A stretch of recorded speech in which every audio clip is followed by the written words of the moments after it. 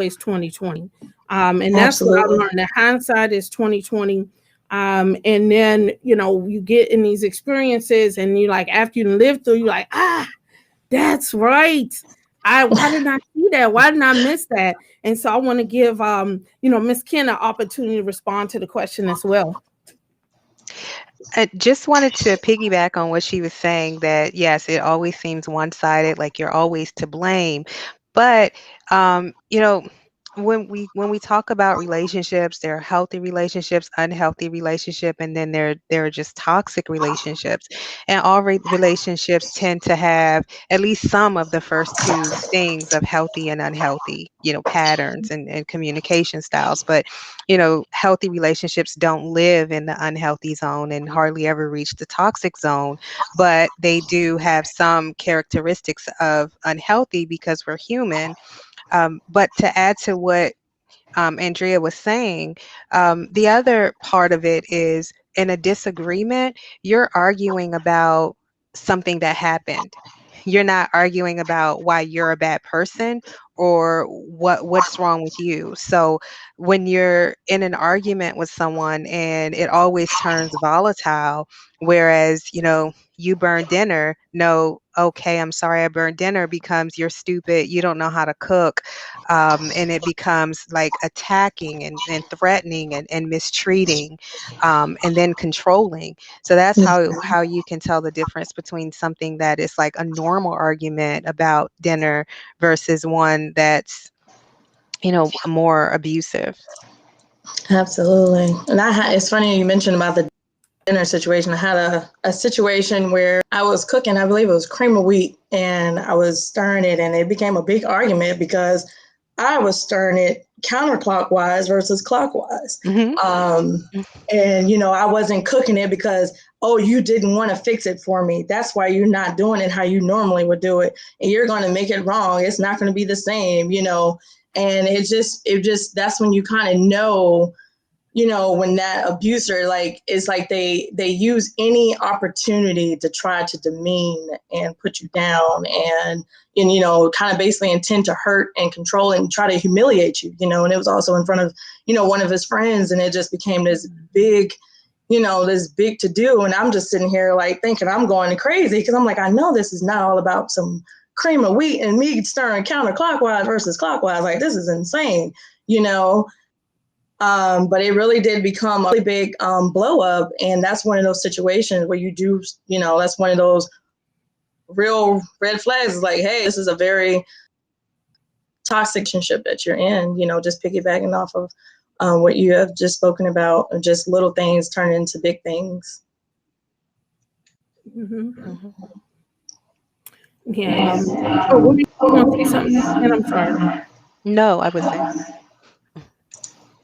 Okay. And I think, I can even think on, out of full disclosure for myself, just opportunities of my late husband, we had a what I would say an abusive relationship. It didn't go as far as physical, but it definitely was a lot of emotional and verbal abuse, and it was escalating.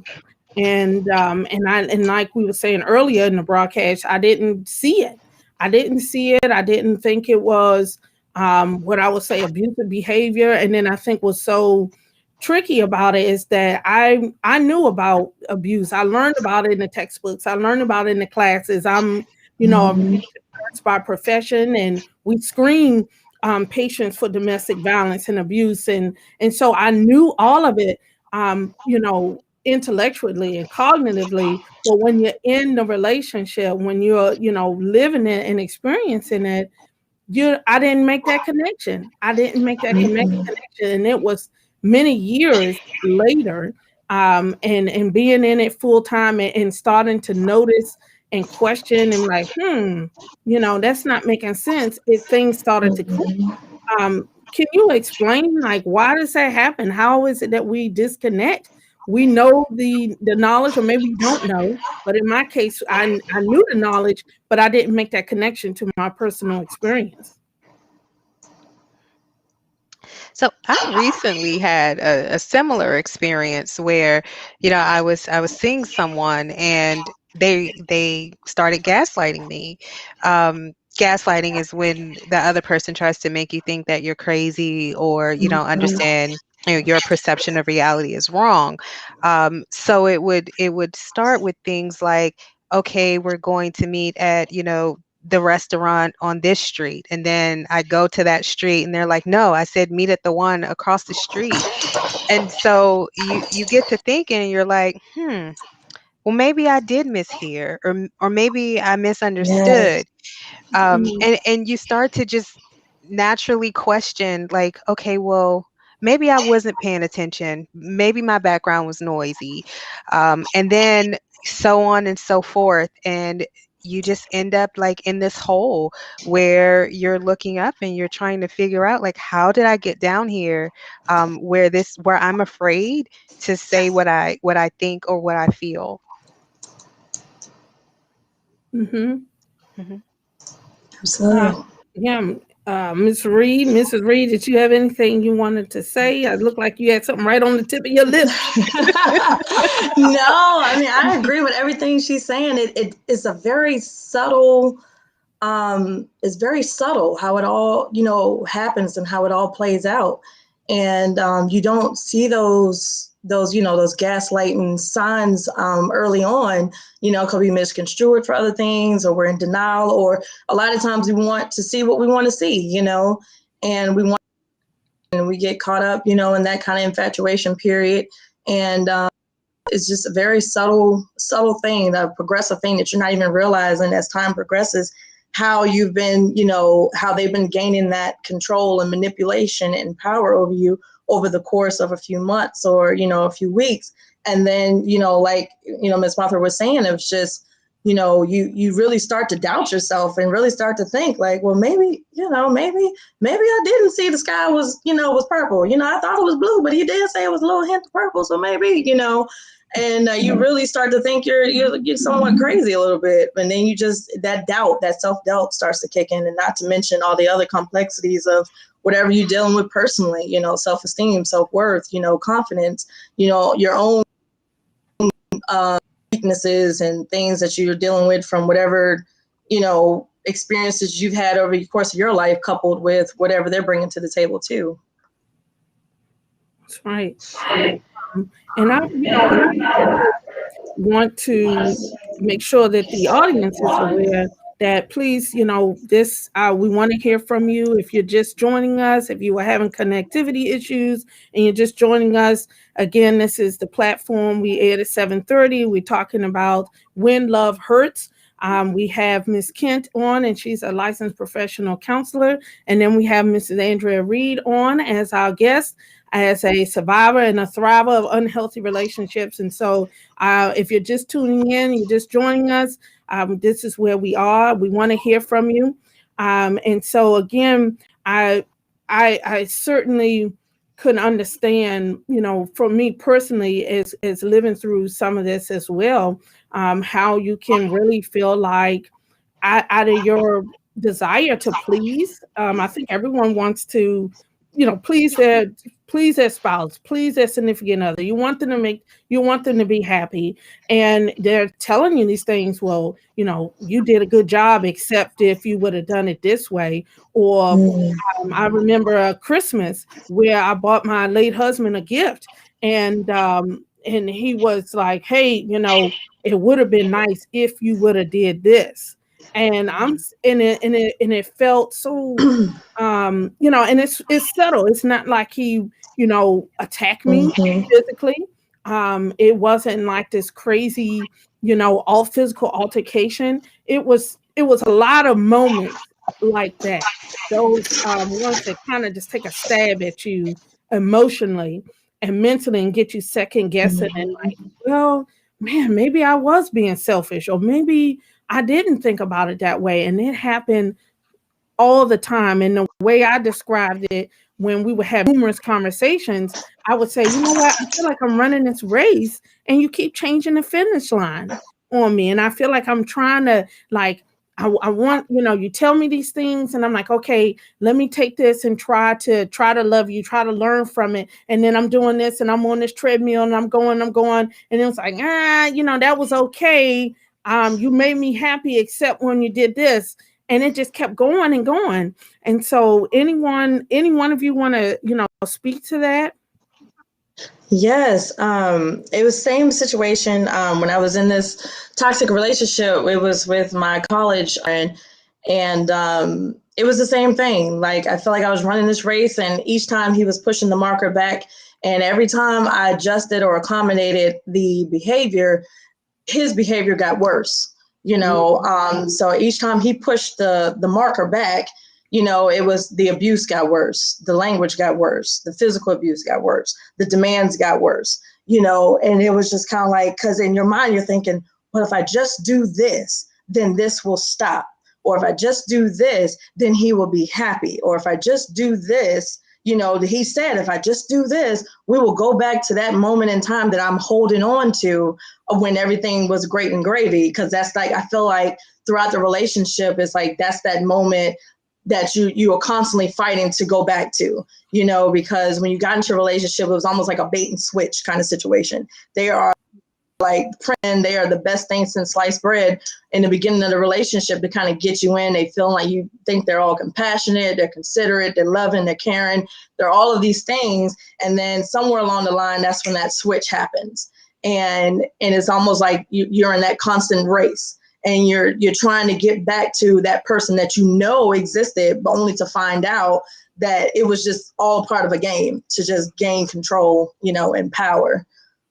So definitely is one of those situations where I've definitely felt like in that situation, of course, looking back and, when I've, done the work and kind of look back over, how it all played out and, analyze it and just say, it was definitely one of those situations. The more you gave into their demands and expectations, it's like the worse the abuse became.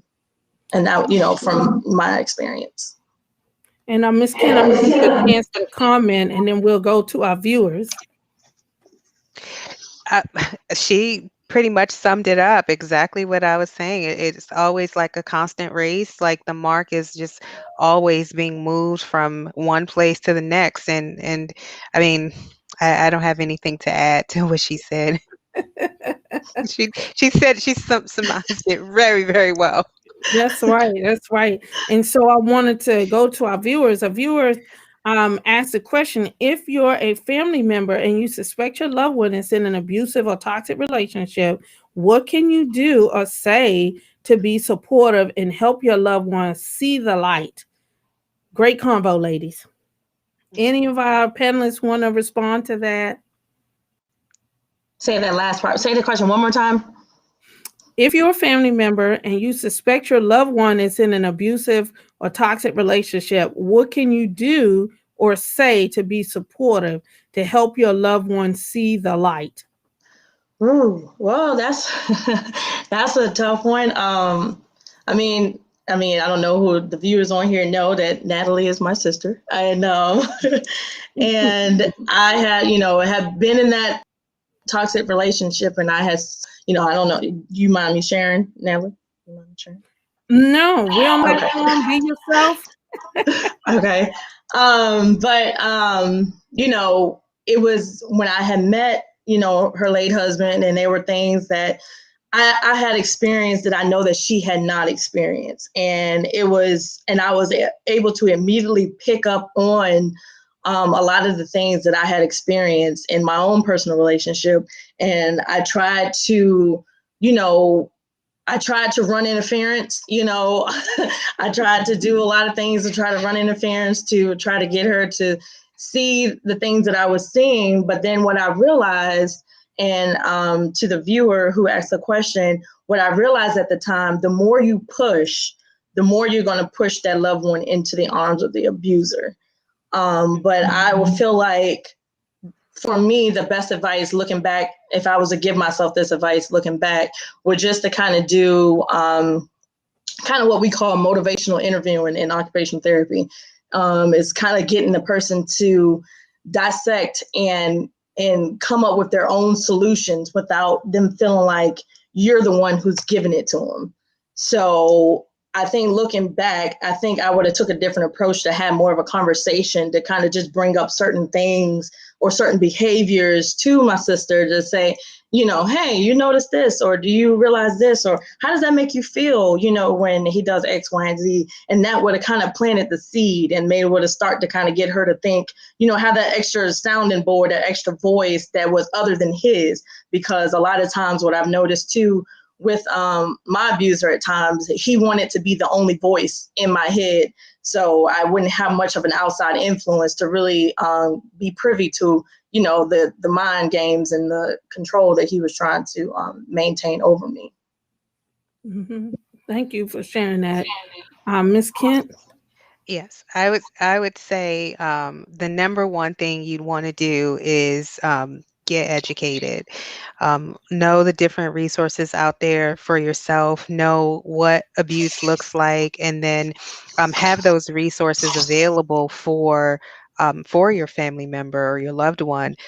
You never want to encourage that person to just leave or walk away, because that is the most dangerous time in an abusive relationship, is when that person is losing control. So you always want to, just be supportive of that person, and make sure that you don't use any blaming words or stigmatizing words like this is your fault, or just leave him. Don't badmouth the abuser, but just get educated and know what those resources are available. Mm-hmm. And so I think I appreciate you sharing that, because it's so important to know and have that guidance. And that's why, because of the subject matter this evening is so sensitive, and it's sensitive and it's important and it's crucial. And for any viewers out there who are currently in a toxic relationship, have survived a toxic relationship, or know someone who's in one, it's so important that you know what to do to navigate this rough water safely. And from a position of support. And so, I can't thank my, Miss Kent coming bringing her expertise to help us. But I do think what you lifted up is important. And so for the viewers out there, we're throwing these words around: abuse. What exactly is abuse, and are there different types of abuse? So absolutely. So abuse is there are many different types of abuse. There's financial abuse, there is physical abuse, there is emotional abuse, there's spiritual abuse. Um, those are the only ones I can think of right now. Um, Sexual abuse. how did I forget that one? How did I forget? That's a big one. Help Mhm. me out here. Sexual. Yeah. Uh, so abuse is, when the person tries to take control of the situation, try to have power and control over the other person. And, women are abusive. Just as much as men are abusive, which Mhm. is not something that we like to hear. Um, but but being in an abusive relationship is, it looks like you have no power, like nothing you say or do is right, and that other person holds all the cards. So it's really an unbalanced relationship where there are no boundaries. And if you Mhm. try to implement boundaries, and those boundaries are, just completely disregarded, and for lack of another word, I would say it's just completely disrespected. Mhm. Yes. And thanks for sharing that. And make sure, I want to make sure I'm including in our viewers. Thank you for those who are chatting in comments and questions. We want to hear from you. For those of us who are joining us in the top of the hour, again, this is the platform we're talking about when love hurts. And so we have our guests, panelists on, talking about abuse in all of its forms, and really unpacking this sensitive topic that affects not only women but men as well, and also children. And so that's something that we can kind of dive into later on. And so, viewers, we do want to hear from you. But what effect, I'm going to throw this out to the panelists, what effect does abuse have on your body, on your mind, and your soul? I know Ooh, it's a big question. yes. That's a very big That question. one, abuse, in any form, is traumatic, and it's a violation of your mind, body, and soul. And it's like your body's in a crime scene almost. It doesn't feel safe, um, and the trauma. You just try to spend as much time outside of your body as you can, because you're trying to escape constantly having to relive those moments. And then you're mentally tormented by the shame. You are ashamed that you were in the situation. You ashamed that it occurred. You ashamed that, how you reacted or how you didn't react when you were in that situation. And then, at the same time, you just, you start to become numb. I know at times I felt like just kind of like a soulless body walking around just in survival mode, just kind of like, I just got to survive, and you definitely feel outside of yourself. You lose yourself. And then, and it's a battle of trying to remember who you were before you got with them, and try not to become the person that they're trying to make you out to be, or that they say that you were throughout the relationship. And then also what society deems you to be. You're also fighting the stigma of society of blaming the victim also. Well said. Well said. Ms. Kent? I think that was very well said. And I just wanted to add, like, with the dissociation that happens, your body goes into fight or flight where you can never like rest. And so I'll speak to the soul aspect of it. It like creates soul wounds where you're like abandoned and wounded, humiliated. There's like betrayal trauma in there. So it's your soul is never at rest, and it's just anguished. So that's the soul effect. But on your body, your body is just physically stressed because you're always in fight or flight. And I know, Natalie, you can speak to that, the impacts of stress on your Mm-hmm. body and how it can cause all these other ailments to Mm-hmm. come in, things that you weren't diagnosed with. Or that it could trigger different kinds of things, and then in your mind, it is hard to just regain confidence. Like your sister said, to just get back to a place where like who you were before you met that person, and be confident to know that that person was okay just as she was Mm-hmm. or he was. And I appreciate you sharing that, Ms. Cannon. I wanted to, look to our viewers, and the viewers ask, well, how do you really refine yourself? How do you find yourself? How do you get you back after experiencing, or even, I want to say just afterwards? So sometimes you're even in it still. Yeah. How do you reconnect to yourself in those moments? For me, it was the healing started once I was able to distance myself from him. I was able to be able to clear my mind and, only hear my thoughts, and really reconnect with my relationship with God. I felt like, my relationship with God had suffered, in that relationship. And just really, I had to dig deep, and I had to dive within myself, because although, I had to get to the point of understanding that no matter what I did or said or reacted, or what I said or done, I didn't deserve the response that I got.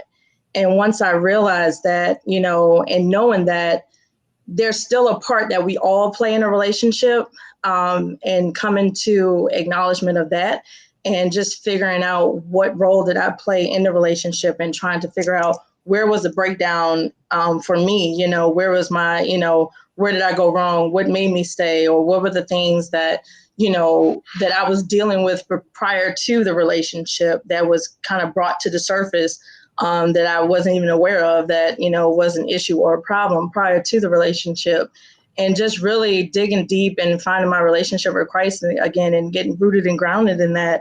And the verse that always stuck out to me was, you know, 1 Corinthians 13:4-8 about love and patient, and it's kind, it's not boastful, it doesn't hold record of wrong. And as I'm going through all these things that God is saying love is, I'm also realizing that that is not what I'm experiencing. And just having to really take time for myself to do the work and not make excuses for myself, but also forgive myself and not to myself as well, and know that I'm human, and really had to go through like a detox of all of the things that he tried to make me believe about myself. And it just really was hard, brutal, grunt work. You know, as Yana Van Zant would say, you got to do the work, you know, and did the work. And, you know, I just thank God. I just give all, you know, God all the glory and the praise for getting me through that very dark time in my life. And I thank God that you went through, and so many others, men and women, are going through this, and that there is healing that can take place. But in thinking about the question that was posed, and our viewers throwing out, that stress or that constant fight or flight, does that lead to a lot of forgetfulness? And I would say yes. Any kind of stress on the body is a stress cognitively. So the way that you process information, and so that goes into, you know, memory, being able to recall things, physically. That fight or flight response is driven by hormones. And these hormones change your heart rate, it changes your blood pressure, it changes where your body shunts blood away from or towards, because it's preparing your body to fight or flight. Because of that, cortisol levels are high. And if you're in a constant state of fight or flight, even when you're at rest and there's no apparent immediate danger, your body is always in place. You're having these high surges of hormones going on all the time. You have neurotransmitters going berserk. These things tear down and negatively affect your body. And so abuse hurts on all levels is what I'm getting. From the physical level, it hurts your soul. Spiritually, it wounds you and hurts you. And emotionally, it wounds you. And also want to lift up to one of our viewers noted that it can even cause PTSD. And so, Ms. Kent, in your role as a professional counselor, what are your thoughts on that? PTSD, abuse, is this real? Is that a reality? Oh, it's definitely a reality. Yes. I see people often that have PTSD, just flashbacks, replaying the abuse and the over and over and over, unable to sleep. And again, just being in a place of fight or flight, not able to calm down. So yeah, absolutely. You are very much so in a form of like a PTSD. Yeah, Absolutely. and I think this kind of is a good segue. If you were texted in or chatted in, but it's a good segue into my next question. It's like, when you're in these toxic relationships, when you're in these abusive relationships, do you try to stay and fix it, or do you leave? And if you don't leave, or why would people not choose to leave? And I'm just throw that out to the panelists to respond.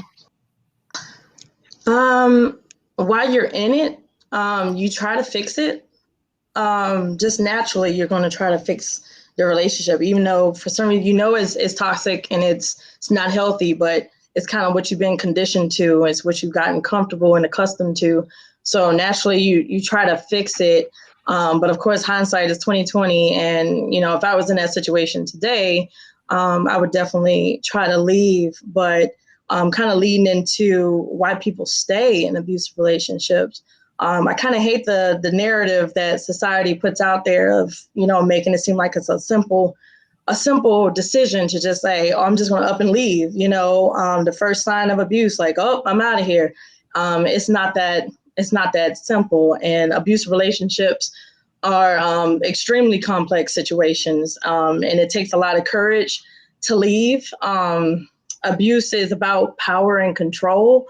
So when me as a survivor, tries to leave or gives the threat of leaving, that very existence of my partner's power and control, that he established over me, and which caused me at the time to be fearful, to just fearful that he may retaliate, it hurt me, kill me. I mean, he's threatened me on many occasions to kill me, or hurt my family.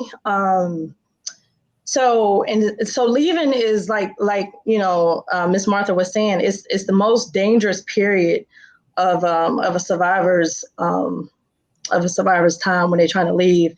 And I know that statistics say that on average you try to leave 7 times before you actually leave for good. And it's unfortunate, that some survivors, some victims of abuse don't make it when they go back. Sometimes it costs them their lives, or they are forever eternally damaged as a result. So that's what makes it really scary. It's just that fear and that unknown of being in that relationship, or why people stay. A lot of times it's just the fear of retaliation, or what will happen if I do get away. How are they going to retaliate against me or those that I love and care about? Miss Kent, I see Yeah. you got some words on your lips. Yeah, I was just shaking my head, like in total agreement. And the other part is, like Andrea said, it's very complex, and it's a tipping weighted situation. And so if it's financial control, then like, who wants to leave? And if they have children involved, you take your children to a shelter, so everybody's life is uprooted.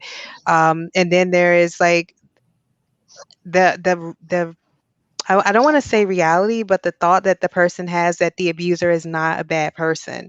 A person in a toxic relationship may rationalize it for a long time. Maybe they just had a bad day, or maybe they had too much to drink last night, or maybe they were right. I should have had dinner ready. So it's that self-doubt of, okay, I'm going to just keep striving and striving and striving, and eventually I will get it right. So it's what we were talking about earlier with moving the goalpost. And so as the person that's in the situation, they don't think that the abuser is a bad person more often than not. They just think that they have comforts that they're getting from this person, and they're not really sure of how to give up those comforts in a lot of situations. Totally agree. Yes, and I think just what both of you are saying, and even our viewers chatting in, and certain viewers keep those comments and questions going as we talk about when love hurts. So we want to hear from you here on the platform. But it just, as you all were sharing your own story, sharing your professional experience, I can speak from my own personal experience as well. And it was quite, feeling that you do feel the intensity step up when you start to become more empowered, and you start to question and be like, you know what? No, that really doesn't make sense. And no, I'm not responsible for your happiness anymore.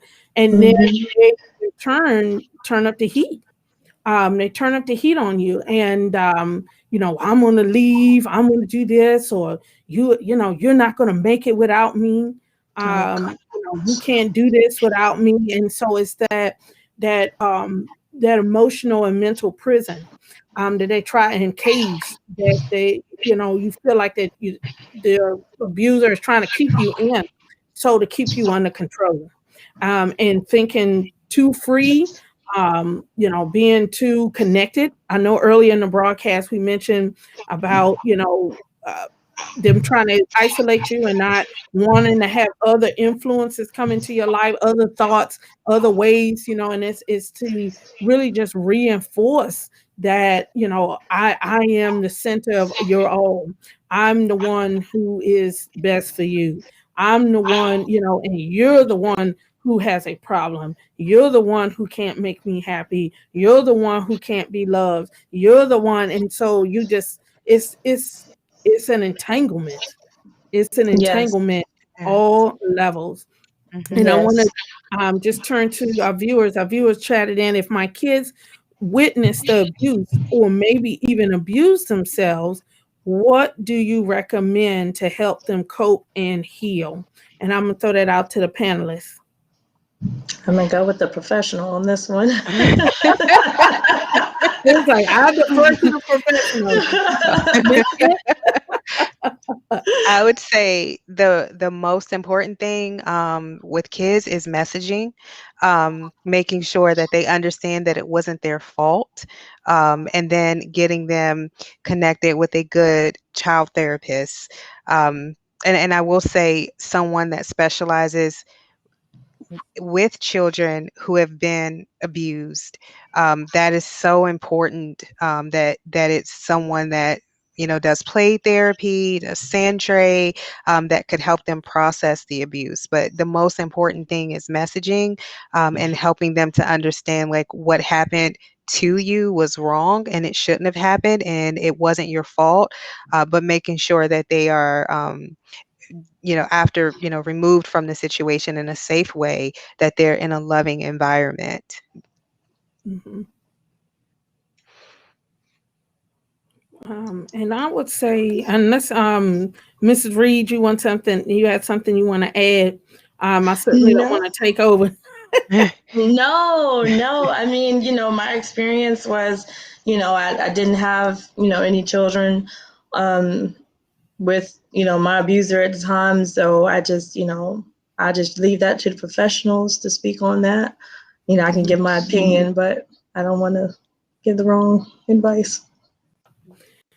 And I thank you for being wise, and giving the floor. But I can certainly say, as just experience and walking through it, because I had children, and it was very tumultuous, and it's constant. I just remember feeling so much guilt that my children are being hurt. And I'm sorry if I get a little choked up or teared up, but just feeling like I want to protect them, but I can't. I wanted to stop, but I can't control them.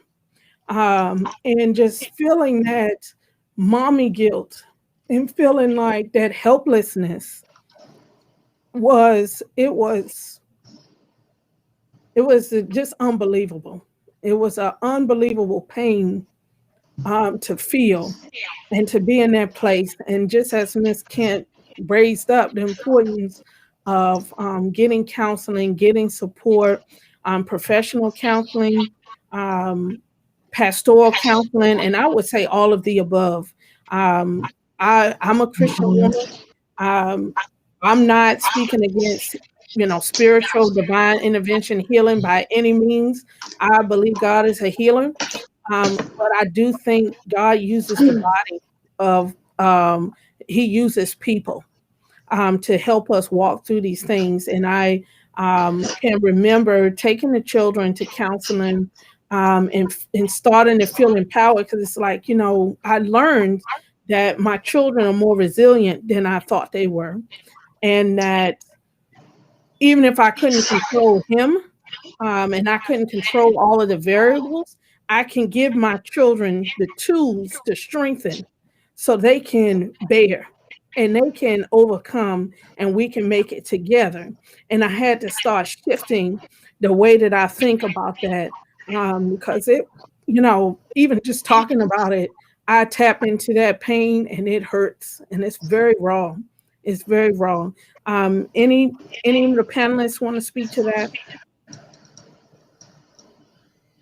I just, I've always been, in your corner and just admired your strength and always just, supported you. And through that process, just knowing, the anguish and the torment that one goes through being in a situation like that, and to compound it with children, because at that point, it's not just about your safety. At that point, it's about the safety and well-being of your children. And having children, now, and just, I can't imagine the amount of stress and anguish and fear and anxiety and just, just fear for your children and yourself. And I just admire your courage and your strength throughout that whole process. And my nieces are thriving, beautiful young girls. And, I might be a little biased, but they my babies. Yes. They're doing well. And for all of our viewers out there, Miss Kim, by any means, chime in whenever you want to. But any of our viewers out there who are going through this and living this, and your children are involved, I encourage you. They're stronger than you think. You're stronger than you think. Get the support that you need. And even if you can't make your spouse go, your significant other go to counseling, get support, you go. You take your children and you can go. We thank God for technology. We're in a virtual world now, even more down than ever. You can do counseling online. And so I don't know, it's a plug in for Miss Kent. Miss Kent, you can do it online. You can do it online for getting that report. Absolutely. You can do it online. There is no reason why you shouldn't do it. And depending on the severity, because, things are always on a spectrum. So when we talk about domestic abuse and toxic relationships, I think that we have to keep in mind that life is lived on a continuum and on a spectrum. So it may look very different for some people than for others. For some people, it may be forms of emotional abuse or financial abuse. And then for others, it may be, all types of abuse, sexual, physical, emotional, financial. And so they may not have the resources or the means to reach out, or they may be in total isolation. And in those cases, I just want to just put in a plug and say, you're not alone, and people won't judge you if you go to reach out for help, because there is safety, and life doesn't have to look the way that it looks now. Absolutely. And I agree with everything she said, because I gone to therapy. When I was on campus, they had campus therapists there for us to talk to.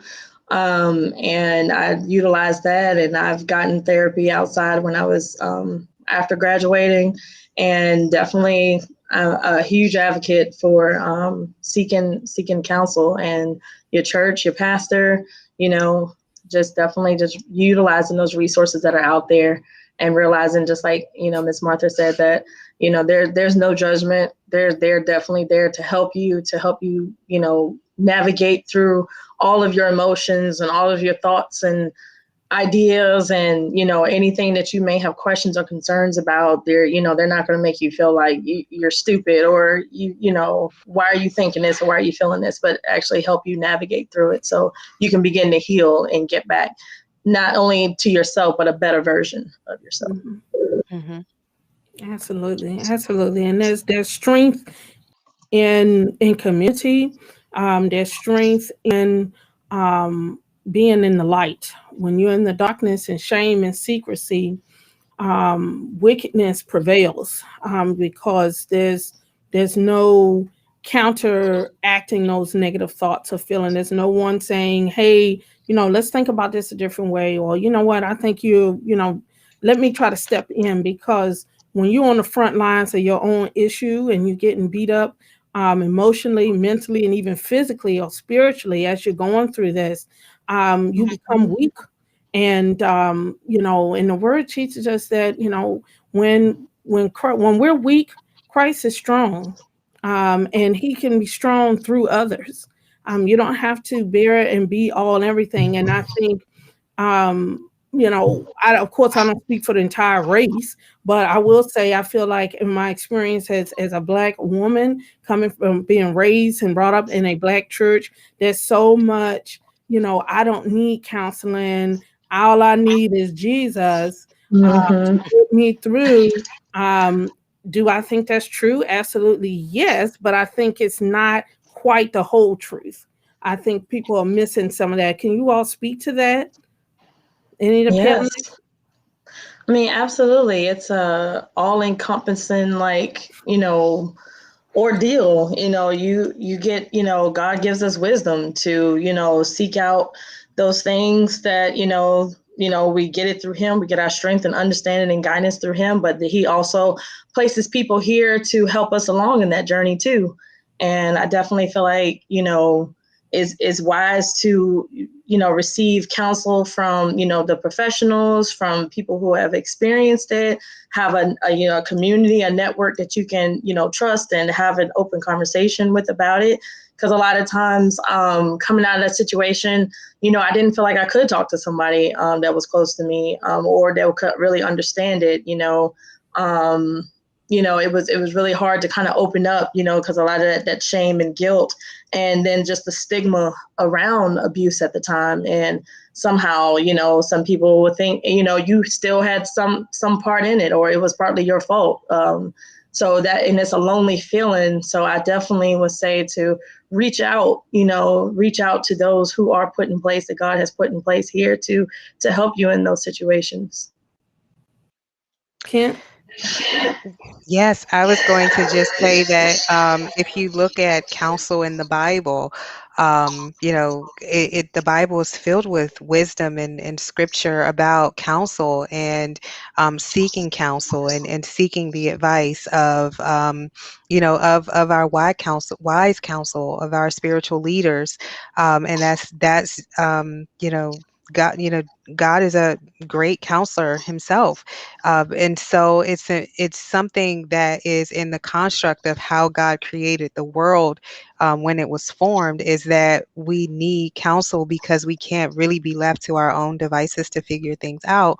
So counseling is something that is necessary for all phases of life. And I would just add to that if it's when it comes to counseling, it's important to find the right fit. It's like a glove. So if you tried it before and it didn't work out, that just means that that person wasn't a good fit for you. It doesn't mean that that person is, good or bad or anything. It just means that it wasn't a good fit.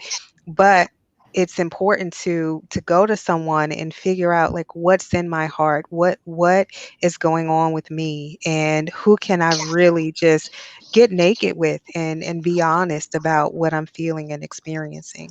Mhm. And that is so important, just being able to, because for so long in that relationship, you don't feel like you can be transparent or you can let your guard down because you're always in that fight or flight mode. So coming out of a relationship like that, it's, trust is a big thing and your guard is up. So basically, just like, Miss Martha was saying, just really being able to find someone that you can be naked with, because that's what it's really going to take for you to really truly expose yourself to heal. Mhm. And I always like to say that when we look at like shame and shame is what the world gives us. It's from the devil. Shame is telling us that something is wrong with us, and it contradicts everything that the Holy Spirit has put in us. Conviction is what comes from the inside, and that's what tells us, like, okay, we're doing what God says that we are supposed to do. We're walking this way, the right way. And so shame, when you come across shame, it's not a good habit to be led by shame, or to allow shame to have so much control in your life to where you're not going to reach out, because with shame is pride, Mhm. and pride comes before fall. Absolutely. Absolutely. And just to where this time is going by so fast, and I knew that it would. It's such a big topic, and it's so difficult to condense such a lofty topic in such a short time, an hour. But I wanted to, as kind of final thoughts, any advice that any of you have for anyone who survived domestic violence, domestic abuse, and they're in a place where they rebuild and they want to love again, they want to, take a chance at love again in relationships. What advice do you have for them? Definitely just starting to making sure that you've done the work for yourself. So, because we all bring our own set of baggage and things we have to the relationship, but you don't want to hold someone else accountable for something that someone else had done, and you don't want to block your own blessings either by putting an expectation or an assumption on somebody who may not have even displayed any of the things that you may have experienced. So I find it for myself when I got back out there to date everything again, that just I like doing the work to heal and realizing that I am responsible for my own happiness, and as are they. And I don't have the power or control to change anybody or to make anybody, what I want or what God has for me. And I just know that what God has for you, and it will just gel the way it's supposed to gel. And if if you're dating and you're out there and something, someone doesn't work, or you kind of get that gut feeling that something's not right, be okay with just saying it's just not going to work, and move on, and don't try to make something work that, that shouldn't work. And just really just taking the time to do that personal healing, and before you move forward into another relationship would be my biggest advice. Well said, Mrs. Reed. The only thing that I can add to that is that it's important to get educated. Educate yourself on what a healthy relationship looks like and what are healthy boundaries. Learn your own boundaries and know, like, is this relationship balanced? Can I communicate? Do I feel free? I'm running late. Am I feeling anxiety? Listen to yourself and get in touch with what your deep gut emotions are saying, because they're always right. We have that intuition that God gave us for a reason. So my takeaway would be just get educated and know what healthy is and what healthy isn't. Mm-hmm. And Miss Kent, do you have any resources, and I can type it up and put it out there for our viewers, for anyone that's going through something, whether it be a domestic violence hotline or a website where they can go to get educated or seek help? Yes, I would recommend the hotline.org, Okay. or Love is Respect. Those are two websites that can connect you with domestic violence resources in your area. And one of the biggest parts of domestic violence resources is safety planning. So if someone is planning to leave, it's important that they connect with someone to get a safety plan, so that they can exit the situation safely. So those two resources are very helpful to help you navigate what is healthy, what is unhealthy, and then, like, this is toxic or abusive. And thank you for sharing that, because there's quite a bit to wade through, and you're going to need to help for financial resources, for psychosocial support, support for the children, recovery. You might even need some situation. They might need temporary shelter. It just depends on, like Ms. Kent was saying, you're on a continuum, what your needs are. But certainly, we want our viewers to check out these websites. Look at it, share it with friends, look at them yourselves, learn, educate yourself, because it's so important. It's so important that you get the help that you need. And so we are over our time. I cannot thank these dynamic women enough.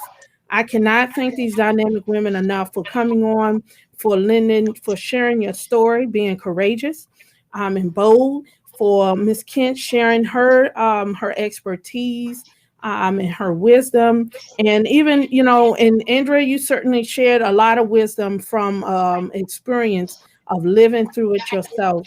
And so I thank you both for being courageous, for standing in the gap for when men and women are too weak to stand for themselves and advocate for themselves. And so I thank you all. God bless you to our viewers. If you're going through domestic violence, if you know someone who's going through domestic violence, don't keep quiet. Educate yourself, get the help. Don't allow love to love you to death. It is not worth it. It's not worth it. Love is about life, not death. And so Absolutely. I thank you for tuning in next week. Actually next Saturday on February 13th, and looking forward. The platform's having a hybrid Valentine's Day event. It's going to be blessed. It's going to be exciting. It's going to be food and fellowship. So you can join us online, or in the sanctuary. If you're coming in the sanctuary, we are limited to how many people we can have because of COVID restrictions, but online is unlimited. You are in for a treat, and we will be back online the following Monday, the 15th of February at 7:30. And so I thank you again for joining us, your support for the platform, for our guests. Be blessed to be a blessing. Have a good evening. Thank you.